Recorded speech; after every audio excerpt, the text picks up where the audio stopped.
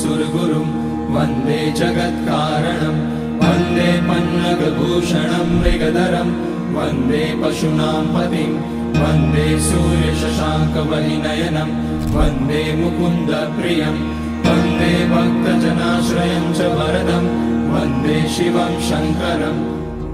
वक्रतुण्ड महाकाय सूर्यकोटि समप्रभ निर्विघ्नं कुरु मे देव सर्वकार्येषु सर्वदा।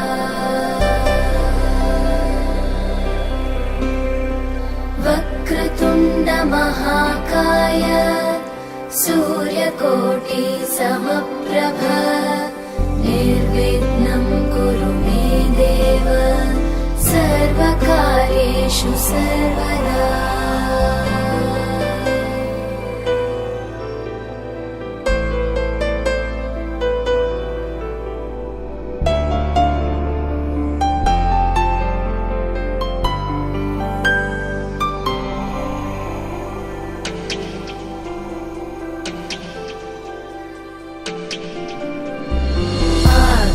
आकाशस्याधिपो विष्णुः अग्निश्चैव महेश्वरी वायो सूर्यक्षितेरिषः जीवनस्य गणाधिपः।